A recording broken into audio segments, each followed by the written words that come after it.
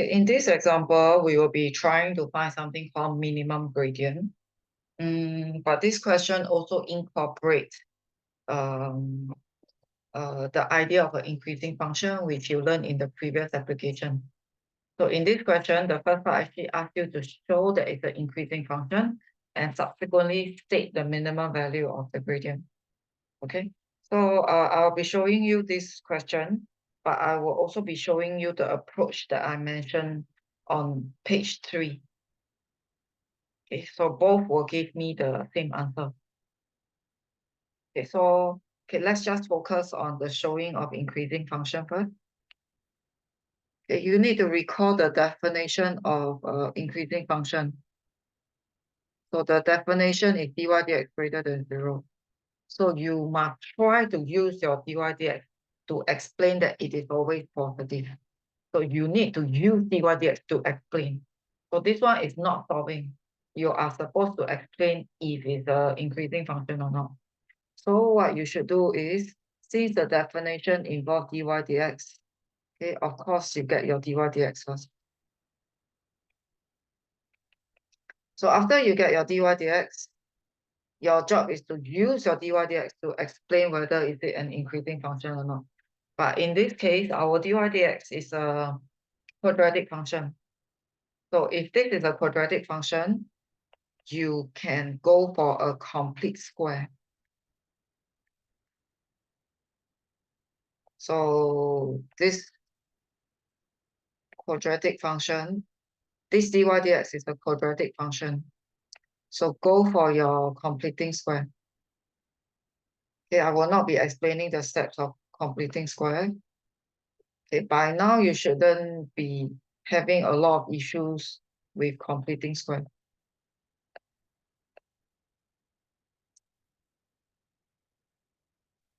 Okay, so after I complete square, I'm going to use this expression to explain whether dy dx is equal greater is always positive or not. So what is the purpose of completing square? After the completing of square, you will realize you got a perfect square. So this perfect square is your argument point. So this perfect square is always positive. If you multiply by 3 on both sides, it will still be positive. If you add 1 on both sides, this whole expression became your dy dx. And with this expression, it implies that dy dx has a value of 1 or more. And because it has a value of 1 or more, that means you can imagine dy dx is 1, 2, 3, 4, 5, 6, 7, 8, 9, 10. Okay, so it can be decimal, obviously. So therefore, dy dx has a value of 1 or more. Hence, dy dx is always positive. So you came to the conclusion that it's always positive by exploring the expression of dy dx. Okay, so y is an increasing function.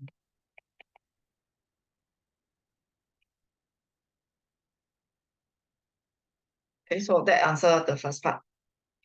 Okay, and then we actually got to state the minimum value of the gradient. So you need to recap that gradient is represented by dy dx.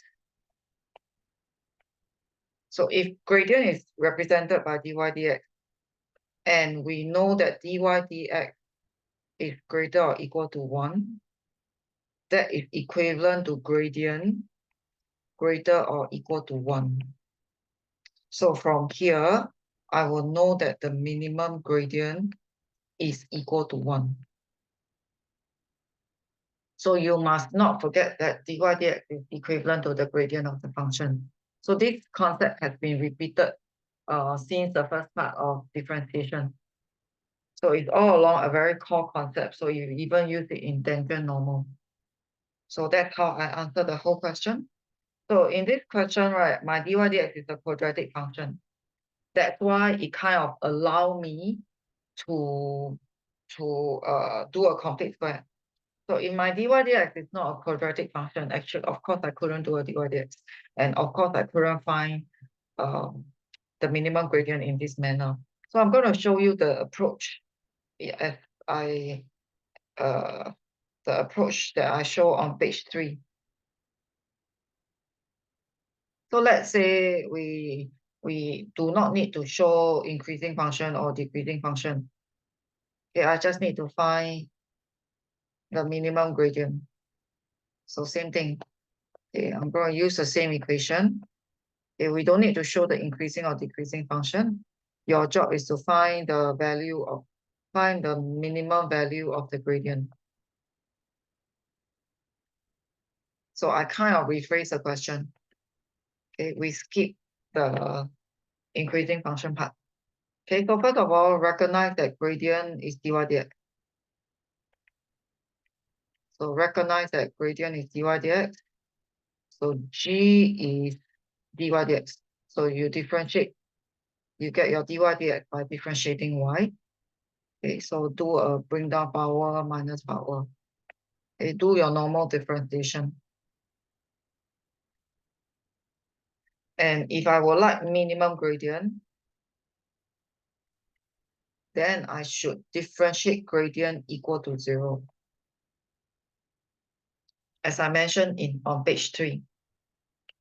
So I will do dy dx equal to 0. So I'm going to set my quadratic function. Oh, I got to do a dg dx first. So how do I get a dg dx? I differentiate. So I got 6x minus 6. I differentiate the gradient function. So I will get 6x minus 6 equal to 0, x is equal to 1. And when I would like to find the minimum gradient, I return it to the gradient formula. So you find that you will still end up gradient equal to 1. So the minimum gradient is still equal to 1.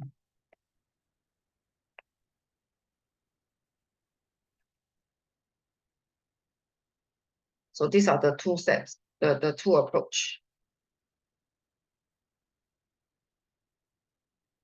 Okay, so the first approach that I show is by completing square. Okay, okay, it's only applicable because in this case my dy dx is a quadratic function. Okay, the other method that I'm using here is applicable whether your dy dx is a quadratic function or not. It can be any other function. Okay, so this one I would say is a very rare question. It seldom come out. For O-level trend, it came out like quite some time ago. Okay, quite a number of years ago. So, but it's a concept. Anything that you will want minimum, you differentiate that equal to 0. So I'm just executing the theory. So it's very much like maximum gradient, maximum area or maximum volume. You differentiate volume, you differentiate area. So in this case, you also differentiate gradient. So it's very similar idea.